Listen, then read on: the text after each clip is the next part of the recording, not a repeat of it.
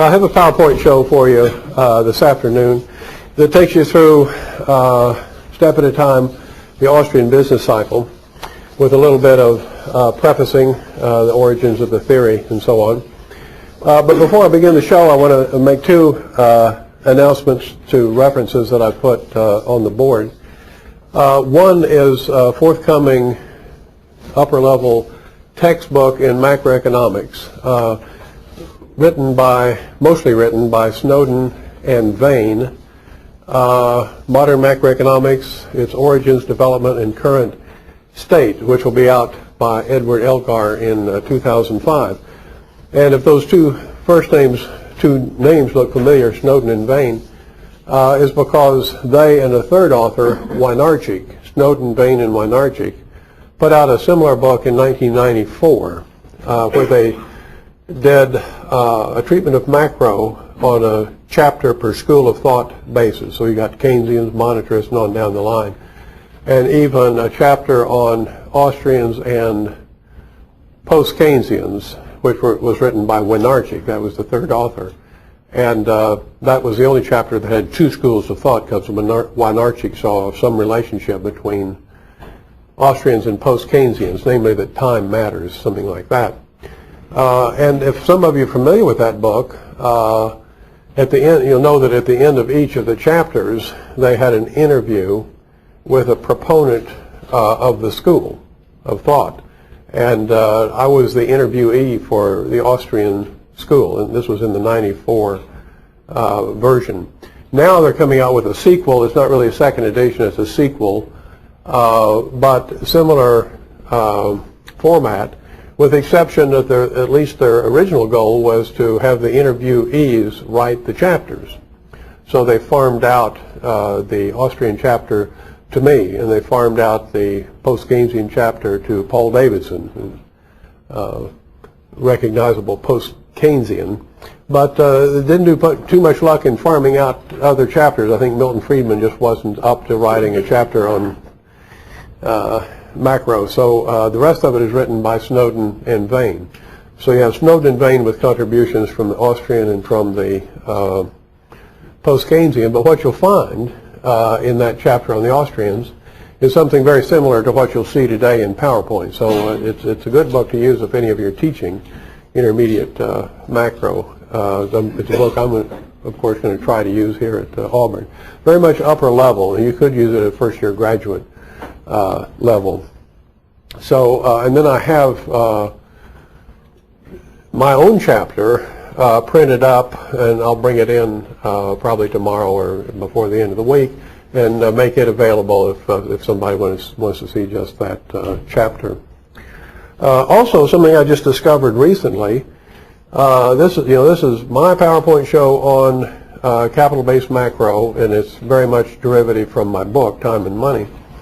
But I've discovered now I have competition, pretty stiff competition, it turns out. Darren Ritchie, whose name I have up here, is a student who just graduated this last spring from Pacific Lutheran University, and he chose as his capstone project as a senior to write on capital-based macroeconomics and to try to extend it to the international sector, bring in international trade and so on. He sent me a copy, actually, of that paper he wrote. But on his website, he has posted to it a PowerPoint show. And I've listed his website down here, and I'll leave it up there. You can come up and write it down after the lecture if you want to. But I invite you to pull that up and run that show and get a different version of capital-based macro. But very clearly, it's the same theory. It's based on time and money, and it's got some elements from Mark Skousen's book, Structure of Production. In fact, he calls it the Garrison-Skousen framework. Okay, so I wanted to identify that for you. Okay, time and money. You'll see my homepage has time. That's Old Main up at the Sanford Hall. You'll recognize that. The money, that's Franz Joseph, emperor, with his mutton chops and so on. Some of my undergraduates at Auburn don't know what that funny orange blob is, but in case not all of you are world travelers, that's Austria. The version I'm going to present today is one that I put together. I got ahead of myself here. Let me go back. That I put together for delivery last year at the London School of Economics. I spent May and June at LSE and gave a lecture one evening there using these slides that I tailored them for that particular audience, and I streamlined it a little bit and took out some of the text which actually had gotten in my way in earlier presentations anyway. Up front I have a few general slides about who's Hayek and who's Mises, and I can skip through those fairly quickly, but we'll at least look at them. There's Hayek and some of his statistics on his life. The important thing here, Nobel Prize in 1974, which is widely recognized, but sometimes not so widely recognized, or at least downplayed, is the fact that he got that Nobel Prize specifically for his work in business cycle theory. Okay, it wasn't for road to serfdom. It wasn't for Constitution of Liberty or some of the later contributions he made, but specifically for his business cycle theory. That's Hayek in about 47 when the Pellerin Society was formed. And the Nobel Prize Committee cited his contribution, says, for pioneering work in the theory of money and economic fluctuations, and for penetrating analysis of the interdependence of economic, social, and institutional phenomena. And so ground zero there is the business cycle theory. Of course, Hayek developed that theory starting with prices and production, which was initially lectures that he gave at the London School of Economics. He developed the theory, but the theory was introduced by Ludwig von Mises in his early book, 1912, Theory of Money and Credit. And I include a slide in here with Mises, one of my favorite pictures of Mises. But what I'll point out to you is in that book, it's a great book to read, melding of history and theory. But at that time, at that early time, Mises was very much thinking like a classical economist, where you think of a subsistence fund, which is sort of a stock of consumer goods to tide workers over until their own output comes to fruition, or possibly funds that allow for buying those consumer goods to tide the workers over. And so he says something that in modern day sounds a little bit cryptic, but if you're locked into the classical mindset, you can see what he's talking about. The period of production must be such a length that exactly the whole available subsistence funds is necessary on the one hand and sufficient on the other for paying the wages of the laborers throughout the duration of the productive process. The idea is that if the period of production is too short, then you really have some unemployment. There are some people you don't need to work on that. If it's too long, then you'll run out of consumption goods before the production process yields up goods in its own right. And even setting it out that way, he sort of sets the stage for a business cycle theory. If a government pursues policy that causes the period of production to be too long, then it guarantees there'll be a crisis of a shortage of consumable output before the process sees its way through to fruition. That's Hayek at the Institute for Humane Studies, Menlo Park, when he had a resident fellowship out there the same time that some of us were out there for the summer. And I include this slide and a quote from Hayek to show that even in his later years, he still subscribed to the Austrian theory of the business cycle. You see quite a bit in the literature how it was that Hayek eventually recanted and was dismissive of his own theory. I think that's not true. I think he stuck with it. And this quote here comes from an interview that was conducted at UCLA in that period. And let's take a look at it. Here's Hayek saying that booms have always appeared with a great increase in investment, a large part of which proved to be erroneous, mistaken. In other words, policy fooled people into doing the wrong thing. That, of course, suggests a supply of capital was made apparent which wasn't actually existing. Now that sounds a little cryptic, but you'll see how that works out when you look at the analytics. The whole combination of a stimulus to invest on a large scale followed by a period of acute scarcity of capital is consistent with the idea that there has been a misdirection due to monetary influences. So it's very much a monetary theory of the trade cycle, how mismanagement of the money supply can induce some malinvestment, set the economy off on an unsustainable growth path, which leads to a crisis, a downturn, and recession, depression, recovery, and so on. And he says, and that general schema I still believe is correct. So he's endorsing the theory late in his career. There's a picture of Hayek I was taken in 1975 at a conference we had in Hartford, Connecticut. And the text here, it comes from the foreword to Jerry O'Driscoll's book, which was published in '77. O'Driscoll and I were at the Institute for Humane Studies at the same time. He was just finishing his book, which was his UCLA dissertation. And Hayek was there too, and he wrote the foreword. And it's a very telling foreword, but let's look at this part. He says that it seems in principle possible to recast a great part of economic theory in terms of the approach which I had found useful in dealing with such different problems as those of industrial fluctuations and of running a socialist economy is gratifying to me. Professor O'Driscoll has almost persuaded me that I ought to have continued with the work I had been doing in the 30s and 40s rather than let myself be drawn away to other problems which I felt to be more important. Okay, so Hayek, sure enough, by the early 30s, after his Pure Theory of Capital, he pretty much dropped that whole line of inquiry, and he wrote The Road to Serfdom, and he was into political science rather than economics. He sort of gave up the fight against Keynes, and here he's almost lamenting that he didn't stick to it, because O'Driscoll had convinced him that that old theory was easily defendable, certainly against alternative theories such as Keynes. And that was an inspiration to me and to a lot of people at the time for Hayek to have written that about Jerry's book.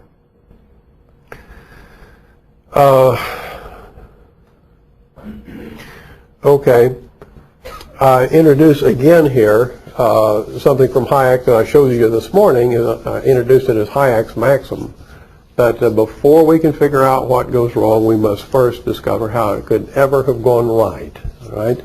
And that's my starting point for working with the business cycle theory.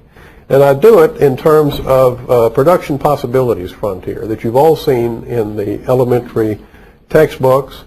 Sometimes it's introduced as guns versus butter.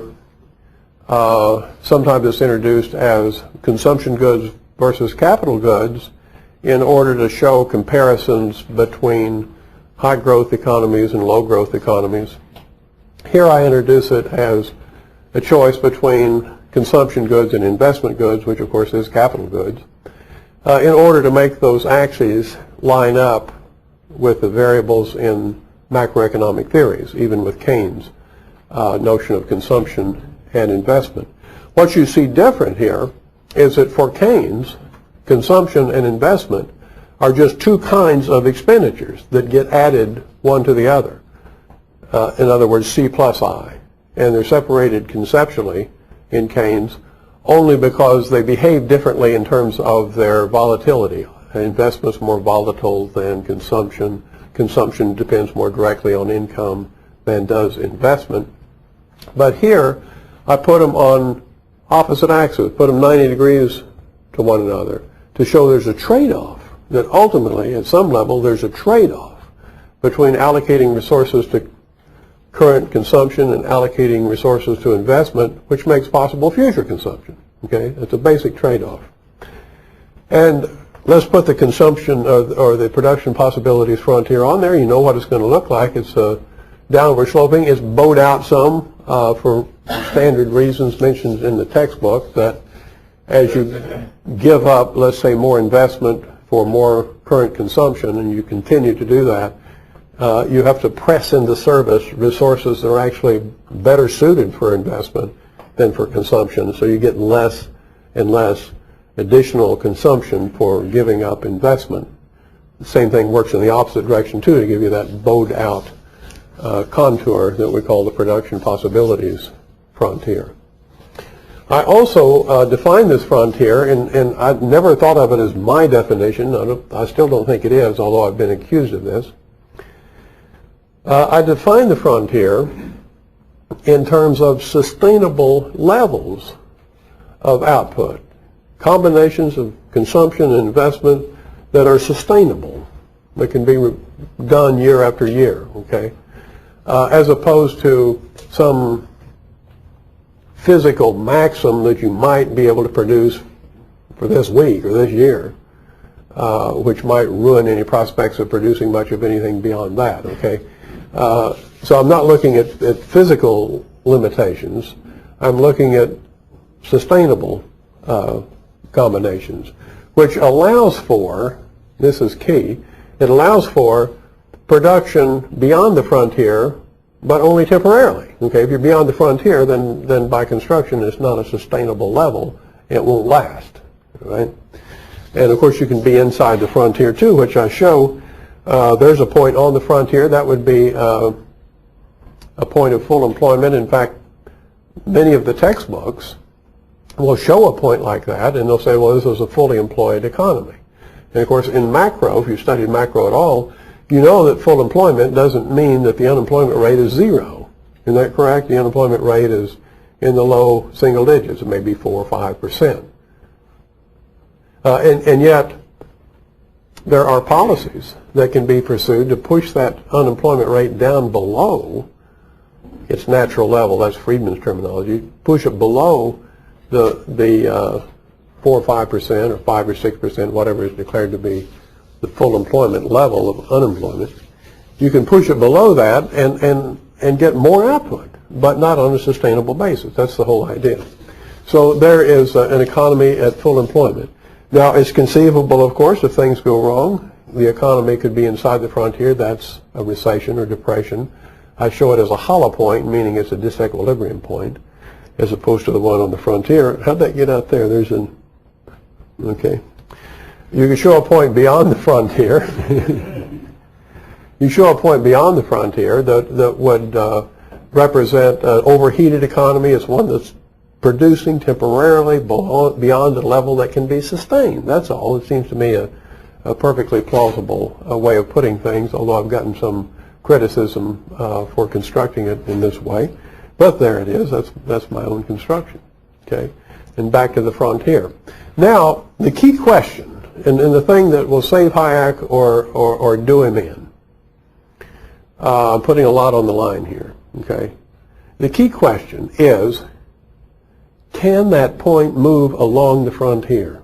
Is it possible? Is there a market process through which the trade-off can be made differently, giving up some of one of those things and getting more of another? Can you give up current consumption to get more investment, or can you give up investment to get more current consumption? We'll see later that in a Keynesian construction you can't. You can't. By construction, you can't. Okay? And in the Austrian system, you can, or at least you're supposed to be able to, and that's why it's such a key question. Can that point move along the frontier? Right? I'll stake this whole lecture on that question, but we can find out. Okay, we can answer that pretty. Can it move along the frontier? Yeah.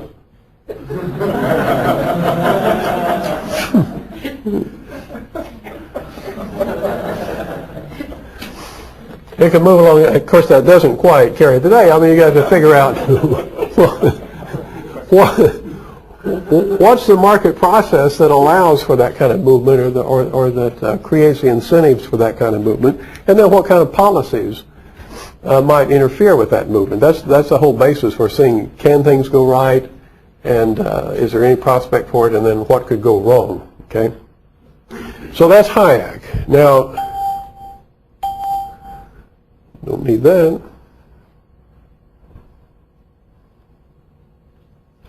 Keynes, okay? a dark figure, okay? And here you've seen this quote before about every attempt to save more by reducing consumption will so affect incomes that the attempt necessarily defeats itself. That's Keynes' paradox of thrift. It's directly from the general theory. And let's see how he would deal with this issue. Keynes would allow for the economy to be at full employment, that is, on the frontier. But he says in his own phraseology, he says it's only by accident or design that the economy would be there. You should be so lucky that it's there. And if you are so lucky, we're sorry, but your luck probably won't hold out. Things will happen, change of psychology, and the economy will collapse. One general rule I teach my sophomores at Auburn, and help them get points on my multiple choice quizzes, is that it's pretty safe to say that in the Keynesian system, if anything happens, the economy will collapse. Okay. Because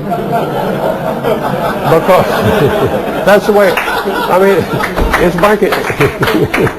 it's by construction. You set it up that way, so that it has to be that way.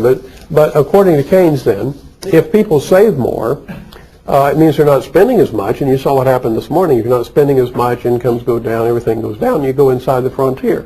So rather than show movements along the frontier as Hayek would, Keynes would show movements that go into the frontier, that's a recession, or even, if you read closely enough in the Keynesian theory, push beyond the frontier, but only in terms of higher prices, inflation.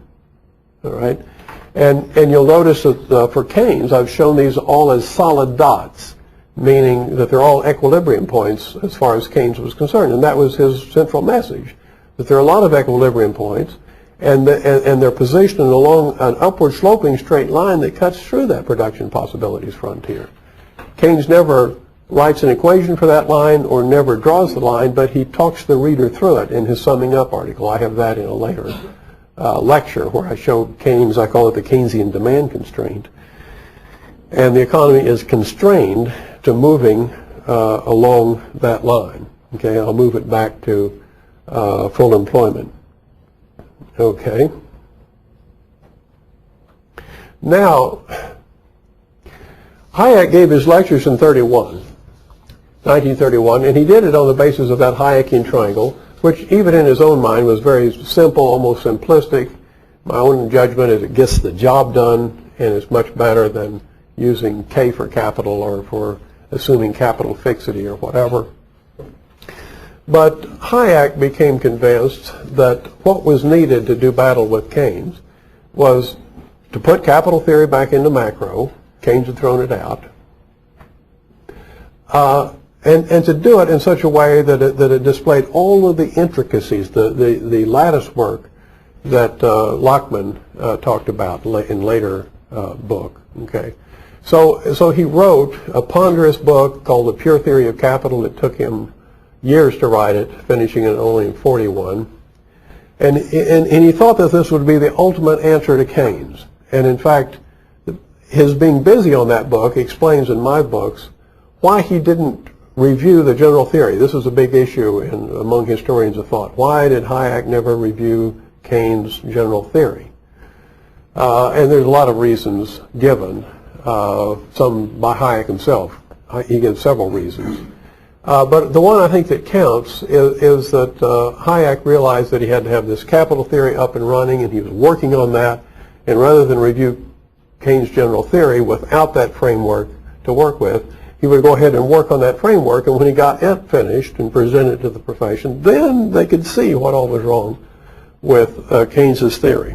Now, I think this was a very bad strategic error on Hayek's part, both in terms of the timing and in terms of the conception of the problem, because he had much too intricate a view of capital. Nobody was willing to try to wade through it. And some of his students at LSE said that it looked like engineering diagrams of some kind. I've got one quote here. A student at LSE in the 30s recalls three-dimensional diagrams which Hayek presented his ideas and which made them seem like something from the field of engineering. And you can find them that later appeared in Prices and Production. I'll show you one. Okay. Now, I don't know if Lou Rockwell has told you, but there'll be a final exam at the end of this, this seminar. And you're responsible for this diagram and all of its meanings. So So that's what Hayek proposed to use to counter Keynes. Okay, and so when I show you that, then you'll be appreciative of the Hayekian triangle, which does the job and is much simpler to boot. Okay, so what I'm doing is just going back to, I'm being true to Hayek, just to the early Hayek, and going back to the Hayekian triangle. Intertemporal capital structure, which I'll represent just as a Hayekian triangle that you saw this morning, where you have time running left to right along the horizontal axis. The vertical dimension of the triangle is the monetary value of consumable output. Okay, and here I want you to see that I've got about 5 stages, and you can see them in action. You got inputs going through the stages of production and producing a consumable output. That's the way you can think of it. I talked about mining this morning. Today I can talk about hog farming or whatever. You start out with what? You build, let's do it. You build a hog pen, get some hogs, send them to the butcher, send them to the packer, the retail store, and then you've got some consumable output. Okay, that's the way it works. And that's all you need to counter Keynes. I'll show you. Hayek says we must begin our analysis with a properly functioning market economy. That properly sounds pretty British, doesn't it? But he was at LSE. You can use that term. Start with a properly functioning economy. Hayek was often accused, oh, that Hayek, he simply assumes full employment. Well, to the extent he did, it was a methodological assumption. In other words, you can't start out to explain unemployment if you start with the economy already suffering it. Okay, no theory can explain its own underlying assumptions. So if you want to explain unemployment, you start out with an economy that's not suffering from unemployment and show what developments there might be to cause unemployment to emerge. That's how you explain it. You're not assuming that the economy is always in full employment. You're saying that's the starting point. Okay? And we'll look first then at the market for loanable funds. This is market application for supply and demand that has a long and honorable history. It was well recognized. In fact, it was the thing in England that competed with Keynes's general theory. Dennis Robertson, one of the critics of Keynes, is a name that's identified with the loanable funds theory of interest, which is just an application of supply and demand to loans. Other theorists, boehm-bawerk, for instance, recognize that loanable funds is a bit of a misnomer. The theory is intact, but it probably should be called supply and demand of investable resources. However, the businessman takes command of those resources, where he does it by loans or by issuing bonds or issuing equity shares or investing retained earnings. So it's a much more broad concept, supply and demand for investable resources. Keynes said that supply and demand for investable resources is the right name for this theory. But in any case, we have a supply and demand for, you can think of it as loans if you want to think of it in concrete terms in a narrow sense or more broadly as investable resources. There's a supply of investable resources, slopes upward conventionally, and a demand for investable resources. Those are the businesses who are willing to borrow at different rates of interest to undertake investment activities. And we get a market clearing interest rate, 5% in this case, and it's showing on the horizontal axis a value of 800, which is both saving and investment. There's an instance where saving equal investment is brought into balance by the rate of interest. That's the loanable funds theory that Keynes was trying to displace. It's significant, and I'll make something of this in a future lecture. It's significant that that diagram, doctored up in ways that I myself will doctor it up later, that diagram, supply and demand for loanable resources, is the one and only diagram that appears in the general theory. You might think Keynes' book is full of graphics. It's not. It has none except one. And it's the loanable funds theory of interest. And Keynes put it in only to make it explicit that this is what he's throwing out. And he did it on the advice of Roy Harrod, who read a manuscript form of the general theory and couldn't believe that Keynes was jettisoning the loanable funds theory of interest. And he told him, if this is what you're throwing out, you better make it clear to your reader that that's what you're doing, otherwise they won't believe it. And so Keynes took him up on it. He put it in, threw it out. Okay? That's what he's throwing out. And that's what I'm trying to put back in. So look what we have here. We have a market at work with the interest rate seeking its own level, finding its own level, and resting at a level where saving equals investment. And that investment, of course, takes up a bunch of resources. That's commanded resources that are used for investment purposes, leaving free a bunch of other resources that can be used for the alternative use, which is current consumption. And we've already seen that on the production possibilities frontier, and I can put it back in now for you. Okay, so we can see that here's a market, it's fully employed. The interest rate is consistent with the choices made by savers and by the business community. It's investing $800 billion, it's a macro figure, and producing consumption goods of 2,200, okay, just for illustration purposes. And that 2,200 is the same magnitude of the output of consumption goods of that Hayekian triangle, okay.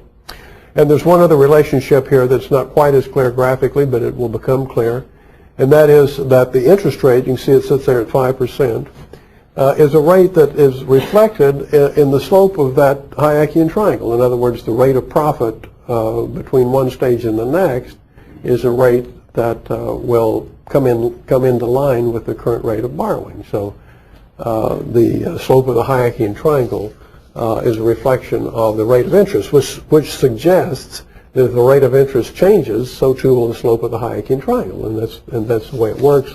That's Hayek's argument. Okay. So equilibrium then is defined not just in terms of supply and demand for loanable funds, but in terms of the production possibilities frontier and the Hayekian triangle. And as I indicated earlier today, labor markets, which you don't see on the board now at all, are analyzed on a stage-specific basis. You don't talk about the labor market. You talk about labor in early stages, or labor in middling stages, or labor in late stages, because those things too will react differently from one another depending on what the interest rate is doing, right? And so just for illustration, I pick an early stage and a late stage and look at those stages in terms of supply and demand for labor, okay? And I show those in equilibrium too, just following Hayek's maxim. We start out with an economy that's working properly, all right? So there's an economy that's the whole story if we were to assume, and only if we were to assume, that all of that investment, what is it, 800, if all of that investment were needed just to offset depreciating capital, wear and tear, obsolescence, and that sort of thing, if depreciation of the existing stock of capital were such, say 800, so that it's just offset by the current level of investment, 800, then that would be the economy this year, that's the economy next year, assuming no exogenous changes of any sort. Okay, that's the story. But normally in an economy, the rate of investment is something higher than the rate of depreciation. In other words, the economy grows. It has some net investment. And we can show that too. Suppose, for instance, that depreciation is 600. In other words, you have to invest 600 just to replace worn out machines, just to make good for obsolescence. Right? Well, still, you have an extra 200 of net investment. And so the economy will grow, right? And we can even watch it grow. Let's see. Watch the economy grow. Listen to the economy grow. Okay? As secular growth, in other words, it's growing without there being any change in the interest rate. It's growing simply because current investment exceeds depreciation. And so it grows at all stages. The frontier itself expands out. You get increased saving with the increased income. You get increased demand for loanable funds to take care of the increasing capital stock and so on, you get secular growth. Okay. Now, Hayek says that Mr. Keynes' aggregates conceal the most fundamental mechanisms of change. And here we start getting into the hardcore of Austrian macro. It's not enough just to show the triangle can get bigger. Even Keynes realized that. Okay.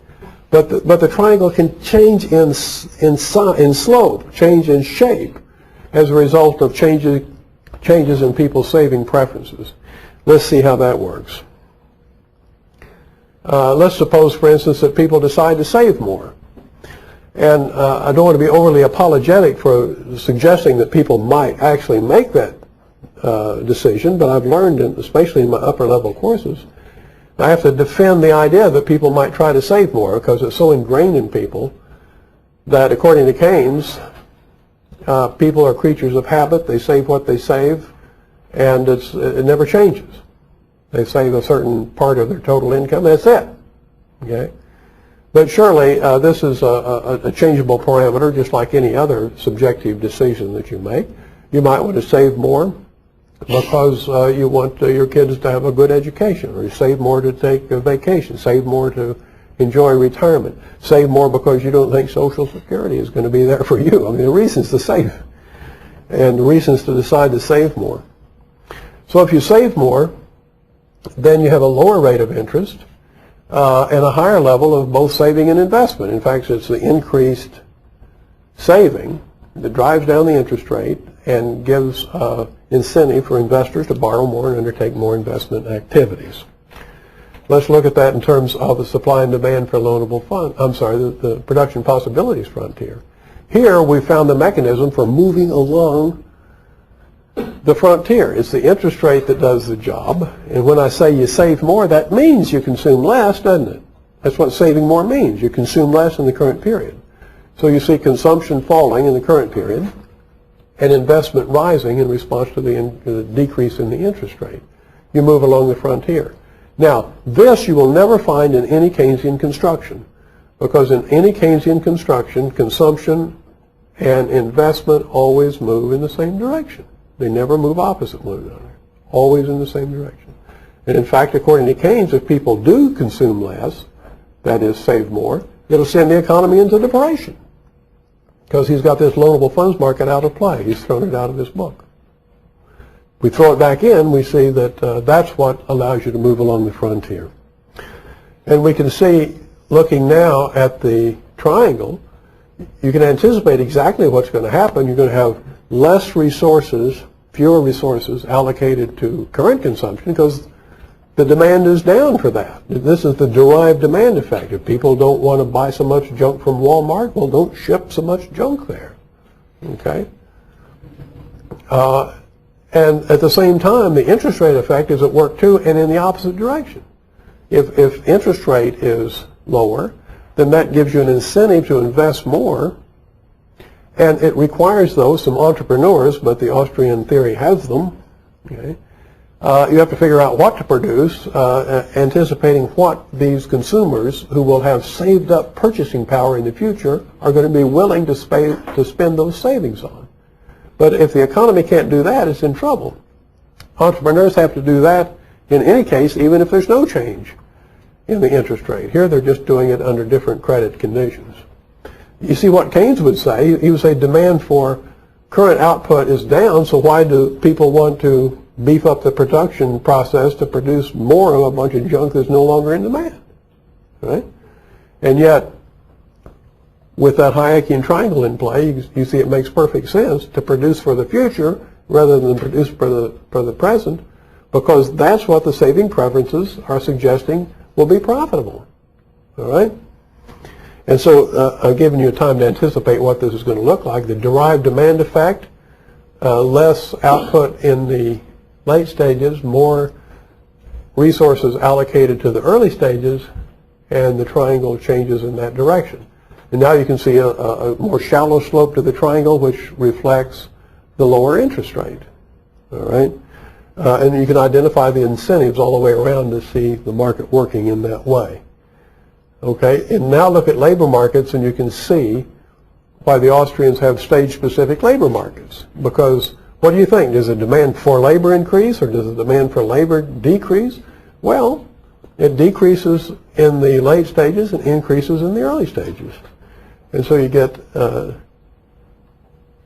might have said that backwards. It decreases in the late stages, okay, and that sends labor to the early stages where demand is increased. So you have a differential wage rate that persists so long as it takes to move labor out of late stages into early stages, which is exactly the movement you need for the production process to be reconfigured to match the changed saving preferences. That's how economy can work. All right? That's what Hayek has figured out. All right? And now what I'll do is I'll outfit, I'll go back to square one here with savings, and I showed it to you step by step, but now I want you to watch the economy all in one click of the mouse respond to a change in saving. All right, to see it all works together. Listen to the economy. See there, it's a smooth, it works fine. There was no paradox of thrift, no crashing into depression. Okay, it works. All right. Now watch the economy grow. Okay, so now we're seeing with this increased saving, we start our growth with at a different point on the frontier, which means we got more investment each period. So the economy is going to grow faster than before. That's why you saved, right? You want more output in the future, okay? Growing faster than before.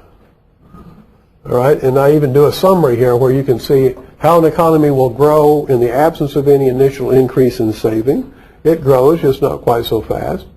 Okay, but if you start out with an initial increase in saving, it will grow faster, and in just 3 periods in this particular illustration, you're getting more consumption than you would have had you not saved in the first place. But isn't that the essence of saving? You save up for something, and if the economy responds in ways that we think market economies do, then production processes are re-geared to those preference changes, and you get the additional consumption. Okay. Now I'm going to switch gears. Same diagrams.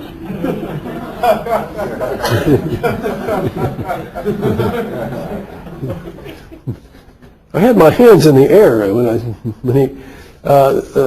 same diagram, but what's critical is it's a very different kind of process because it's not just people in the marketplace deciding to save. Okay. It's one person with central control of the money supply making a decision, all right, about growing the economy. Clinton used to use grow as a transitive verb. Grow the economy. All right. So money by its very nature constitutes a kind of loose joint in the self-equilibration apparatus of the price mechanism. That's from his Pure Theory of Capital. Okay. And in the earlier book, he said the task of monetary theory is nothing less than to cover a second time the whole field which treated by pure theory under the assumption of barter. And by barter, he really didn't mean barter. He meant an economy that's not hampered by some monetary distortion.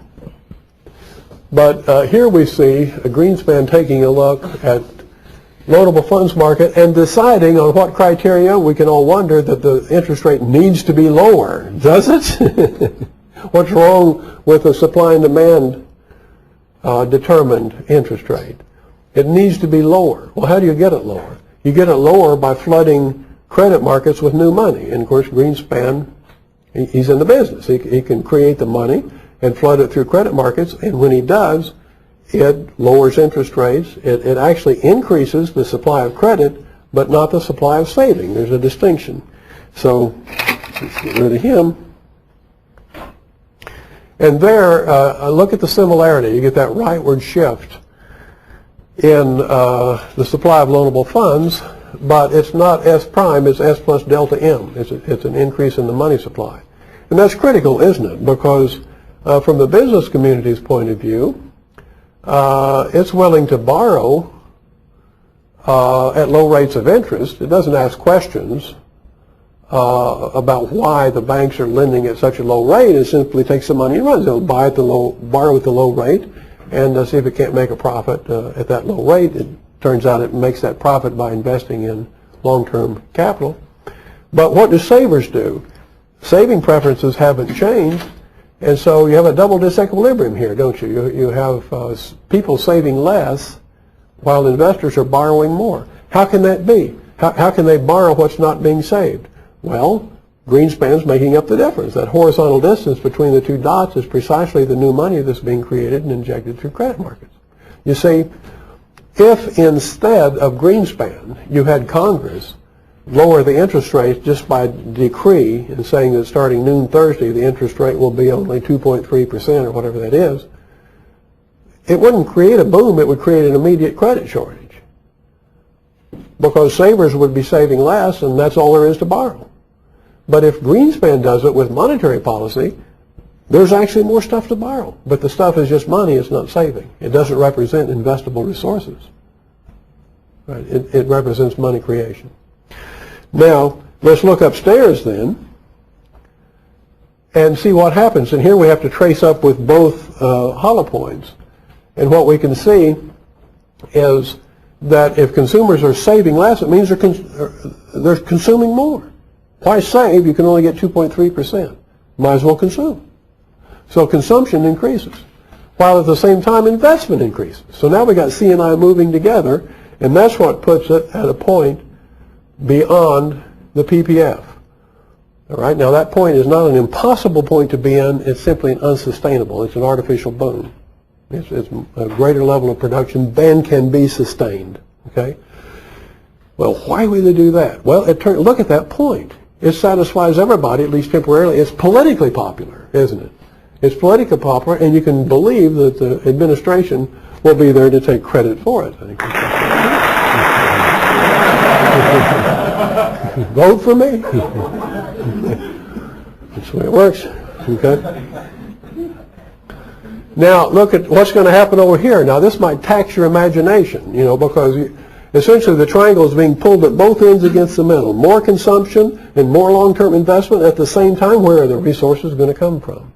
Well, some of them come from pressing into service workers who ordinarily would stay at home. The second worker in the household, people postponing vacations or people postponing retirement or postponing education.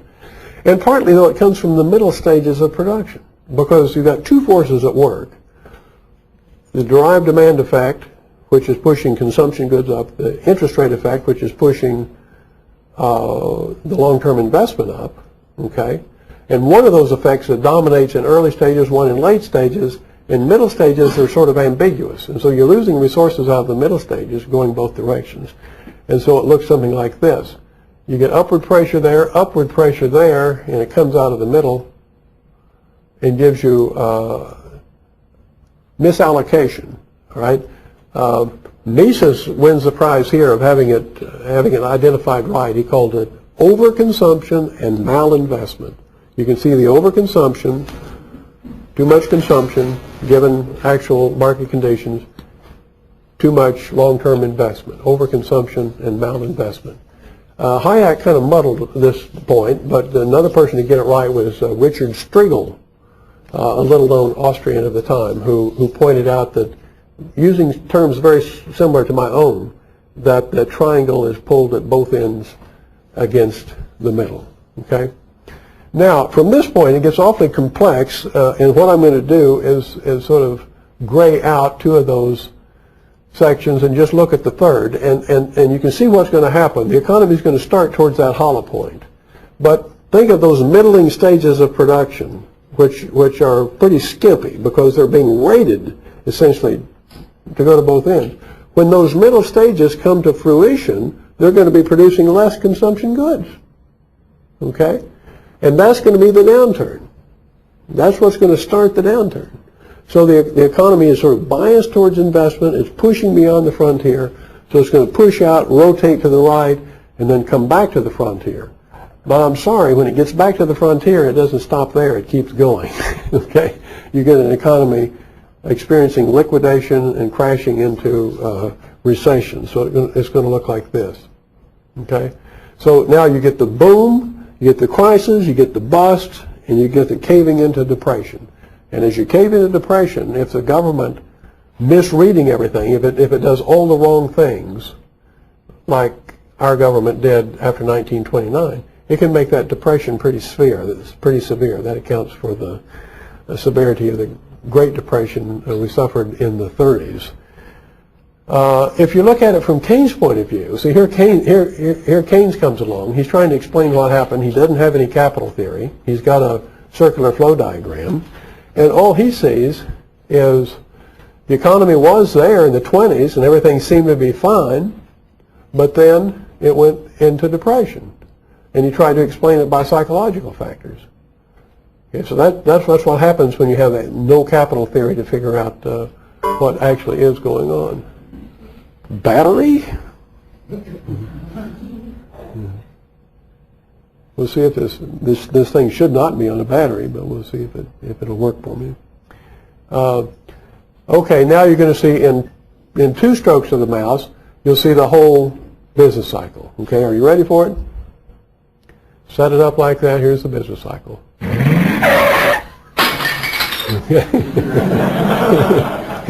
And at this point, nothing to do but damage.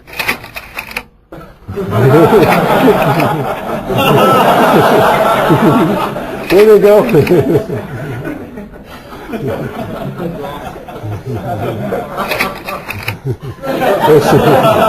It's Curious George.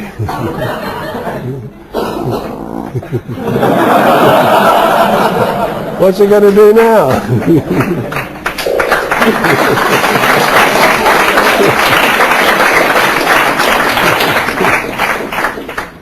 Okay, this last short section requires no comment from me. Don't grow the economy. Just let the economy grow. Okay.